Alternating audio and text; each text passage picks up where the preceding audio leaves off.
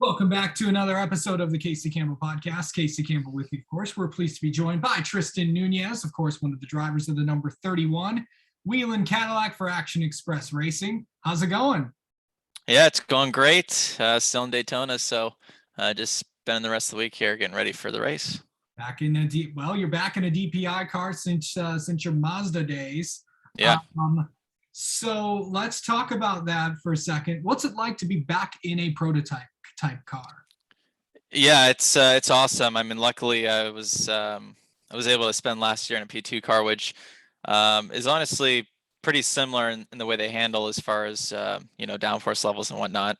Obviously the good old Caddy V8's got a bit of extra torque and some top end speed, but honestly it was pretty easy to get acclimated to the car.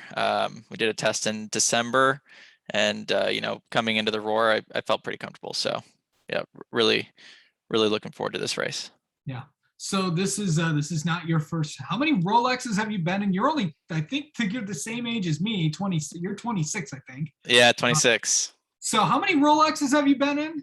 This is going to be my 9th one. Yeah, it's crazy to think. Yeah. Then the thing is, not many people get to drive IMSA cars when you started driving. Yeah, 17 years old. Yeah, I know. Very lucky. Yeah. So what's that been like? This is like routine for you. You know what it's like to do this. So is it hard to believe that you're in your 9th Rolex?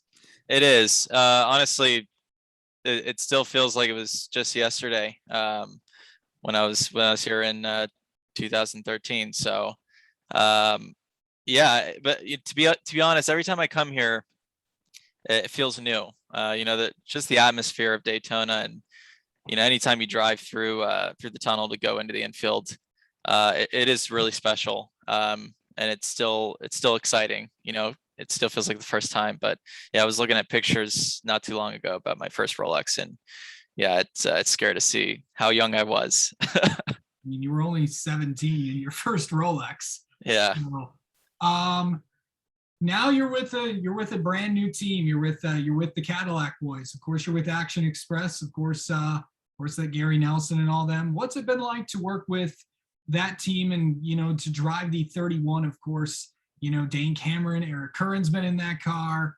Of course, you've seen what Felipe and Pipo have done. Of course, Pipo, your teammate.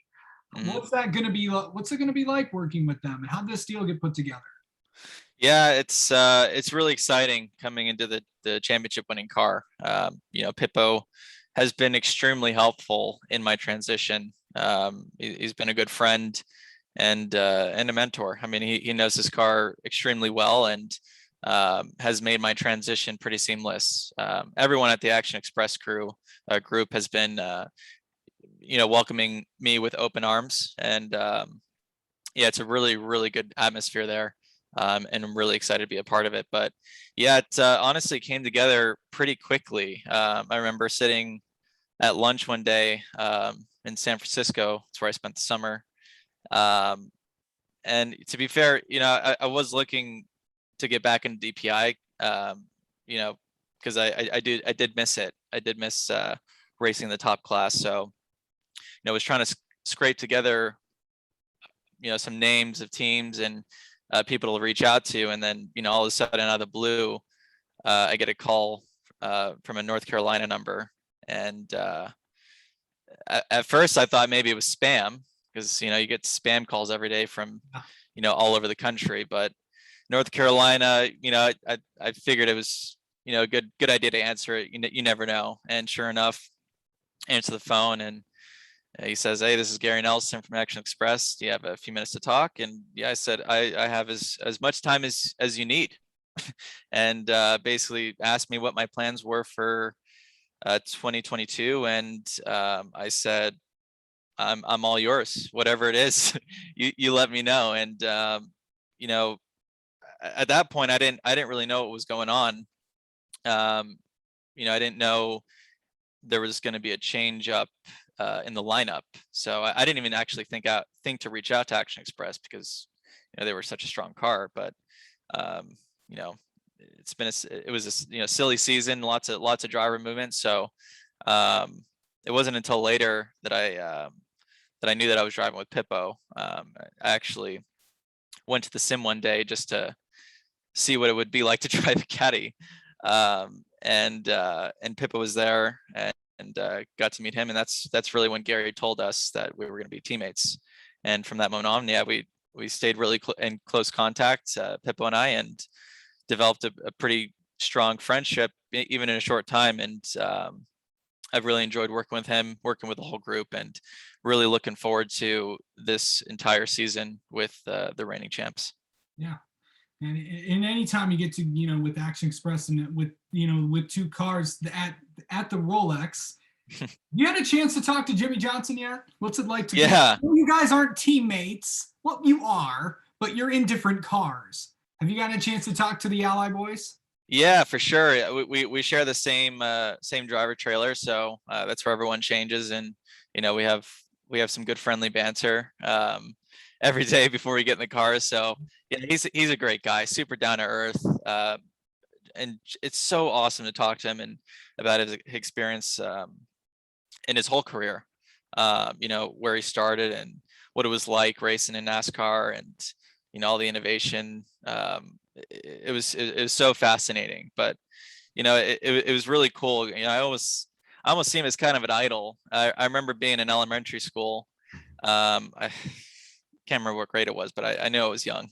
And I'll never forget, my teacher was a huge Jimmy Johnson fan. Had pictures and hero cards all over the classroom, and to the point where I didn't really have a huge interest in racing at that point, but I remember just based off of how she talked about him, I was so fascinated, and to the point where I actually went home and started watching NASCAR races and rooting for Jimmy. So so it was really cool how everything kind of comes full circle. It's the whole experience has been a real dream come true, and a real huge pivotal moment, I think, in my career as well. I'm so grateful for the time I had with Mazda, and I'm really so grateful for them and taking a chance on a 17-year-old kid. I mean, they've shaped me into the driver that I am today, and I feel like the timing is perfect. I feel like I'm ready to take advantage of the opportunity. I feel like I have the years behind me and experience, and it's a perfect time for really to showcase my talent and show what I'm worth in the series. Yeah, you talk about your time at Mazda. You're always going to be a Mazda driver, no matter what people say. I mean, not many 17-year-olds get to go run in the Rolex 24. Right. But looking at that, I mean, they're not going to be in a IMSA type car. Is that going to be weird to see them not out there? I think it was a good transition, having driven a P2 car last year and still being able to see them on track, but not compete directly against them. So it was a nice way to kind of phase it out, right?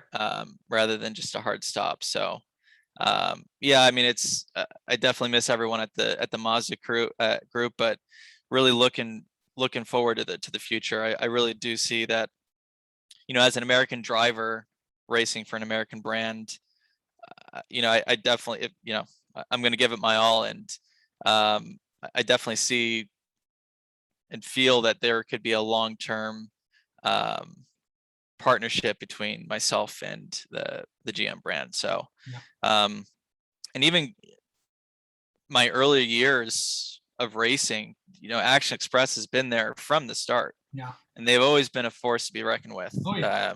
I mean, it's always a team that we were always chasing, and we couldn't figure out how they, pulled some of these races out from nowhere. They came from nowhere. And, it's just a testament to, the bright people they have on their team, our engineers, and, Gary's got so much experience from all of his NASCAR days, and, Ian Watt and Tim Keen, everyone on the box they're just superstars. I mean, just even the testing that I've done, and the first race really just showcased the capability of this team. So let's talk about the Rolex itself. I mean, there's a lot going on. We kind of talked about this earlier with a couple other guys.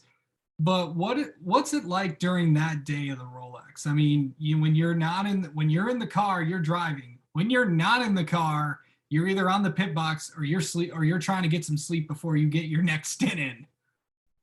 Yeah, it's a long week actually. You know, it's from practice, and well, now we don't have an actual qualifying, which is nice that they've done this roar race qualifying Yeah. format.